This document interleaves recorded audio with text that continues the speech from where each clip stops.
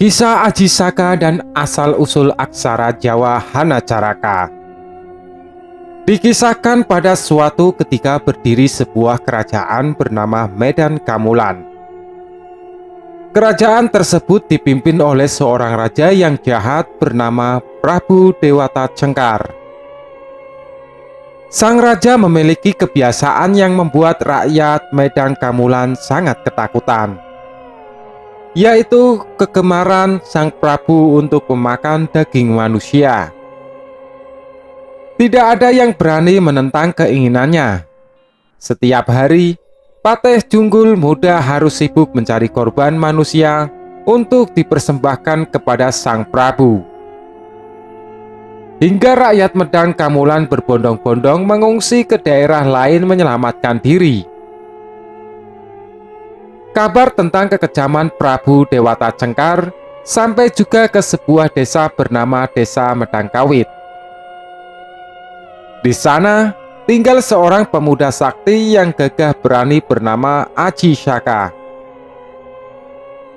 Ia tidak tega mendengar banyak rakyat Medan Kamulan menjadi korban kebiadaban Prabu Dewata Cengkar.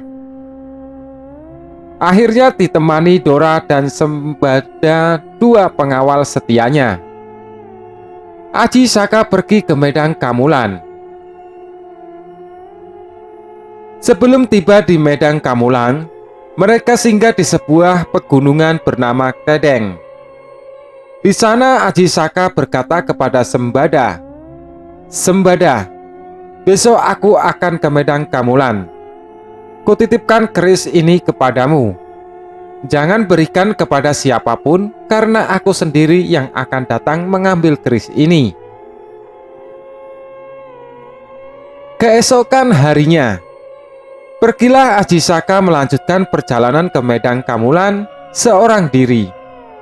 Setibanya di sana, ia mendengar kabar bahwa Prabu Dewata Cengkar sedang murka karena Patih Junggul Muda tidak berhasil mendapatkan persembahan untuknya. Mendengar hal itu, Aji Saka pergi menemui Patih Junggul Muda. "Patih, bawalah aku bersamamu menemui Prabu Dewata Cengkar," ucap Aji Saka. "Apa aku tidak salah dengar? Semua orang lari terbirit-birit jika mereka diminta untuk menjadi korban sang Prabu. Tapi kau justru malah menyerahkan dirimu untuk dijadikan korban," ucap Patih Junggul Muda. "Kau tidak salah dengar, Patih. Aku bermaksud menghentikan kezaliman di desa ini," jawab Aji Saka. Akhirnya pergi mereka berdua ke istana menghadap Prabu Dewata Cengkar. "Maaf Baginda, sebelum hamba mati dan menjadi korban, izinkan hamba meminta satu hal," pinta Aji Saka kepada Prabu Dewata Cengkar.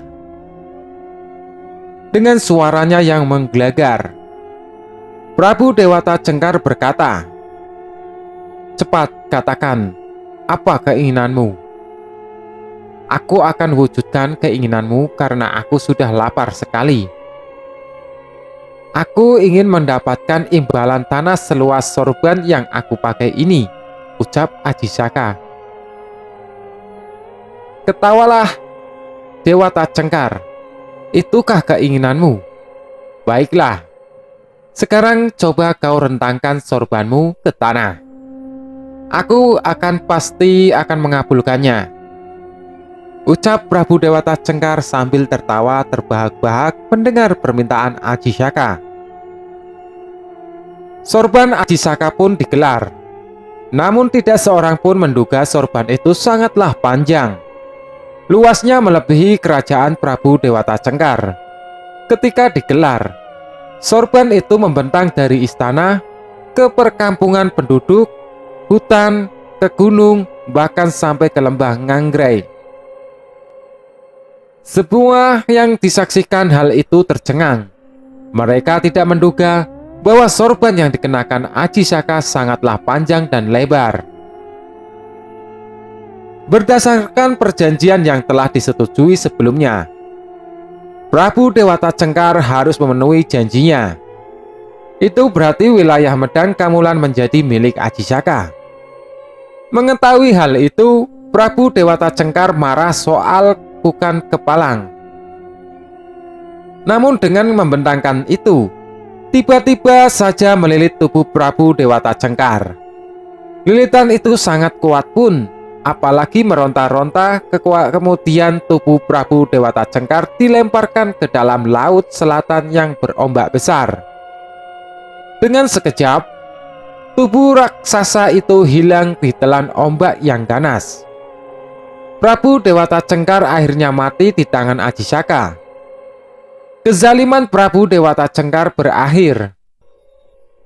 Mendengar kematian raja mereka, rakyat Medang Kamulan bersorak-sorak. Mereka bahagia karena terbebas dari raja yang suka memakan daging manusia. Aji akhirnya dinobatkan menjadi raja di Medang Kamulan. Ia menjadi raja yang baik hati dan bijaksana. Medang Kamulan pun mengalami masa kejayaannya pada saat pemerintahannya. Suatu hari Aji Saka teringat akan kerisnya. Ia pun meminta bantuan Dora untuk mengambil keris yang berada di tangan Sembada. "Dora, tolong kau ambilkan kerisku yang berada di tangan Sembada yang kini berada di Pegunungan Kedeng." Perintah Aji Saka. "Baik, akan aku laksanakan," ucap Dora. Dora pun pergi ke Pegunungan Kedeng menemui Sembada. Setibanya ia di Kedeng, Dora langsung melepaskan rindu kepada sahabatnya. Keduanya akhirnya berbincang-bincang sejenak dan saling menanyakan kabar. Setelah itu, Dora menyampaikan pesan Aji Saka untuk mengambil keris pusaka. Mendengar hal itu, Sembada menolak dengan tegas permintaan Dora. Sembada teringat akan pesan yang diperintah disampaikan Aji Saka kepadanya, yaitu jangan pernah memberikan keris pusaka itu kepada siapapun karena Aji Saka sendiri yang akan mengambilnya. "Maaf Sembada, tapi aku benar-benar diminta Aji Saka untuk mengambil keris miliknya. Aku hanya melaksanakan amanat yang diberikan kepadaku," ucap Dora. "Maafkan aku juga Dora. Bukan aku tidak percaya padamu, tapi aku hanya sekedar menjalankan amanat dari Aji Saka yang disampaikan kepadaku untuk tidak memberikan keris ini kepada orang lain," ucap Sembada. Akhirnya dengan hati berat, mereka bertarung untuk melaksanakan amanat yang telah diembannya. Dora diminta untuk mengambil keris pusaka, sedangkan Sembada diminta untuk tetap menjaga keris pusaka itu sampai Aji Saka sendiri yang datang mengambilnya. Di lain tempat, Aji Saka sedang menunggu kedatangan Dora. "Seharusnya Dora tiba di sini menemuiku, tapi kenapa ia belum datang juga ya?" tanya Aji Saka dalam hati. Aji Saka kemudian menyusul Dora ke Pegunungan Kedeng. Setibanya di sana, betapa terkejutnya ia melihat dua orang kepercayaannya mati tergeletak bersimbah darah. Rupanya mereka bertarung sampai mati demi memegang amanat yang telah mereka diemban. Aji Saka baru teringat akan pesan yang ia sampaikan kepada Sembada untuk tidak memberi keris itu kepada siapapun. Ia merasa bersalah kepada keduanya. Untuk mengabdikan kesetiaan keduanya abdinya, Aji Saka menulis huruf-huruf di sebuah batu yang kemudian dikenal dengan nama Cakrakan. Susunan huruf-huruf Jawa itu adalah Hana Caraka Data Sawala pada jayanya Maga Batanya. Artinya, Hana Caraka adalah ada utusan, Data Sawala adalah pada bertengkar, pada jayanya sama saktinya, Maga Batanga artinya mati bersama. Itulah peninggalan sejarah yang ditinggal Aji Saka untuk mengenang abdinya yang mati dalam menjalankan tugas yang diembannya. Untuk pesan moral, Menjalankan amanah yang telah diberikan orang lain kepada kita adalah sebuah keharusan, sebab kepercayaan itu tidak dapat diganti dengan membayar berapapun. Orang yang megang amanah dan kepercayaan yang diberikan patut mendapat penghargaan yang setinggi-tingginya.